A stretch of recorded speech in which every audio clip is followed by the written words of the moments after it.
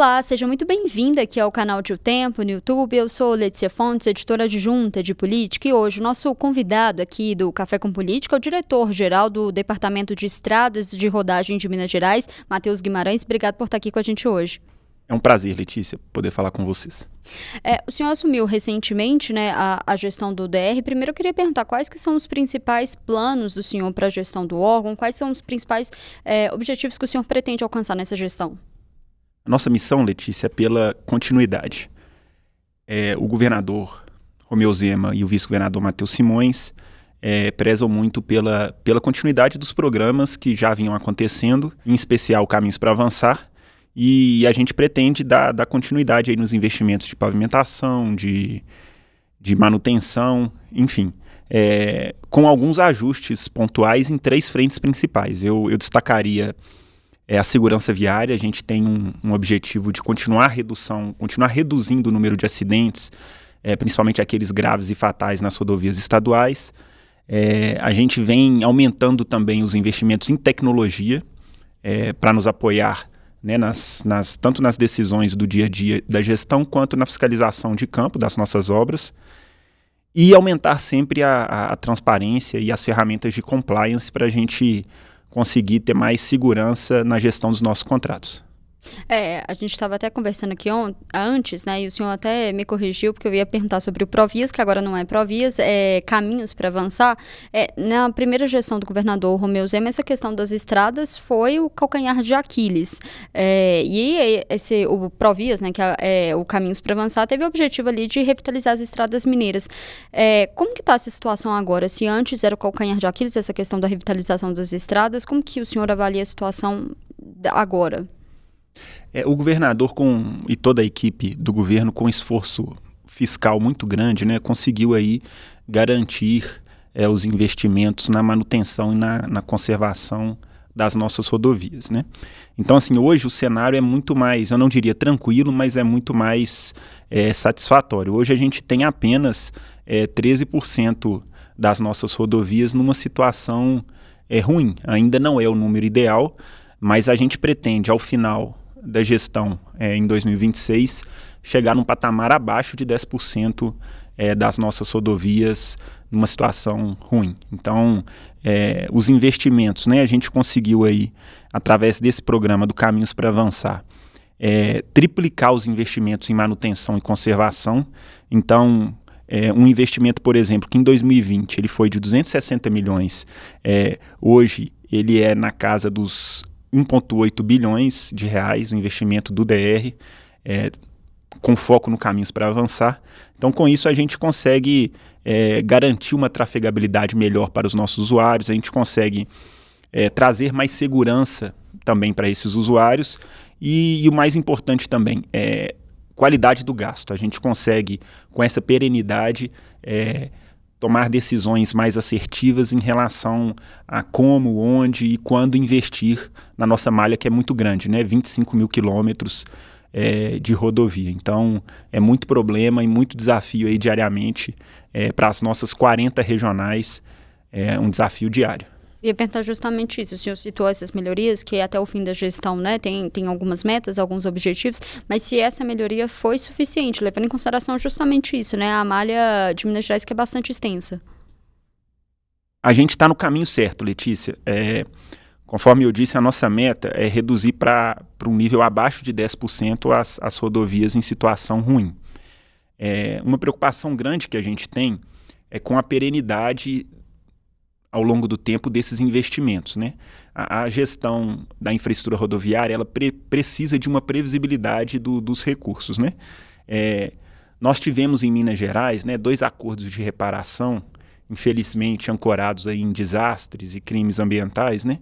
Mas que deram um fôlego para a gente conseguir investir mais, inclusive, em rodovias, né? A gente teve o acordo de reparação do Rio Doce e também de Brumadinho, que deu esse fôlego orçamentário. Então, mas a gente ainda continua com esse desafio fiscal, mas a gente pretende aí, com planejamento nos próximos anos, conseguir garantir essa perenidade dos recursos, né? Eu ia perguntar justamente isso também, que grande parte, né, dos recursos usados pelo BR vem desses acordos de Mariana e Brumadinho.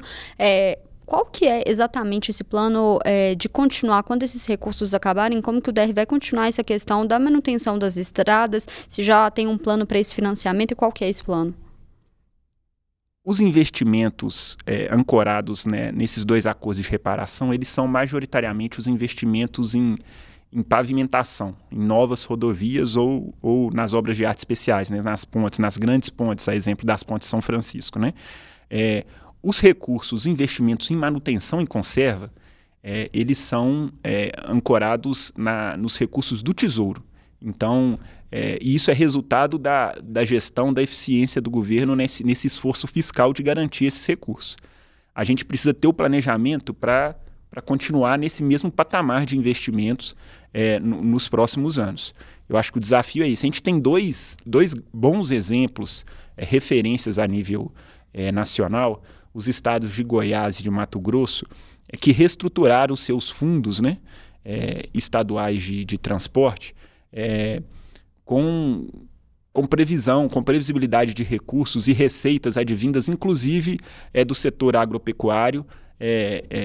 E a gente tem estudado isso para trabalhar a nossa reestruturação do nosso fundo, que é o Funtrans, né, o fundo que garante os investimentos aí no setor rodoviário em Minas Gerais. O senhor mencionou a questão das pontes, né? Eu ia perguntar justamente como que está o andamento de 2 obras, né? De algumas obras importantes, como uma das pontes do Rio São Francisco. Teve problemas de execução? Como que está essa situação agora? Lá atrás tivemos problemas de execução na ponte sobre o Rio São Francisco, no município de São Francisco, mas a gente fez uma nova licitação e hoje a obra está dentro do cronograma. A gente tem previsão de concluí-la até o final de 2026. A outra grande obra de arte especial, outra grande ponte que temos em execução é a ponte também sobre o Rio São Francisco, no município de Manga. Essa a gente pretende concluir no ano de 2027. Está em fase inicial, mas está seguindo o cronograma também. A gente está chegando agora, a gente já está no período chuvoso, né, vai até março, onde naturalmente acontecem muitas ocorrências, né, em estradas. Como que o DR está se preparando para poder enfrentar esse período? O que tem feito para poder mitigar problemas causados pelas chuvas? É muito boa pergunta, Letícia. Conforme eu disse, assim, em primeiro lugar, triplicamos os investimentos em manutenção e conservação, né, no âmbito do programa Caminhos para Avançar. Então, com isso, a gente consegue tratar de forma preventiva vários dos nossos problemas nas rodovias estaduais. E quando a gente trabalha de forma preventiva, a gente evita ou diminui a probabilidade de ocorrência de eventos extremos em nossas estradas, né? Então, a gente consegue ser mais eficientes e efetivos nessa gestão da manutenção. Eu ia perguntar justamente isso, se houve, se o senhor tem valores em relação a isso? Então, a gente em 2025, o investimento, a gente vai fechar o ano de 2025 com mais de 800 milhões em ações de manutenção e conservação. Então, 50% a mais do que no passado, né? E se a gente pegar esse histórico de 2020 até 2025, que nós multiplicamos por 3 o patamar de investimento em manutenção e conservação. Mas só a questão financeira não é suficiente, né? A gente tem que trabalhar a gestão dos nossos recursos humanos nas 40 regionais e, conforme eu disse, também o uso da tecnologia. A gente tem usado muito da tecnologia para melhorar essa gestão. E como que a gente tem feito isso? O uso de inteligência artificial, por exemplo, a gente hoje filma mensalmente as nossas rodovias e com o uso de inteligência artificial a gente consegue garantir um padrão de desempenho, um padrão de fiscalização nas nossas 40 regionais. Eu costumo dizer que a tecnologia nunca vai substituir, né, o engenheiro e o técnico em campo, mas ela consegue sim ser uma ferramenta de apoio para a nossa engenharia. E isso tem acontecido no DR. A gente já percebe vários benefícios aí do uso dessa tecnologia. Paralelamente, a gente tem trabalhado aí com algumas parcerias com grandes empresas de mobilidade. Então, por exemplo, a gente tem hoje uma parceria com um aplicativo de navegação que todos os alertas nas rodovias estaduais são informados via aplicativo aos usuários, e o caminho contrário também acontece. Os usuários conseguem informar, por exemplo, para a gente a recorrência de buracos, de problemas em rodovia. A gente consegue, com isso, ter um tempo de resposta bem menor. Então, a gente, assim, durante o ano, a gente conseguiu trabalhar preventivamente a manutenção, e agora, chegando o período chuvoso, com o uso da tecnologia, a gente consegue ter um tempo de resposta menor para aqueles problemas que surgem, né? Mesmo trabalhando preventivamente, aqueles problemas sempre surgem. Então, a gente tem que tratar da forma mais rápida possível. Mas então o DR está preparado para esses problemas que não tem como prevenir, que vão acabar acontecendo.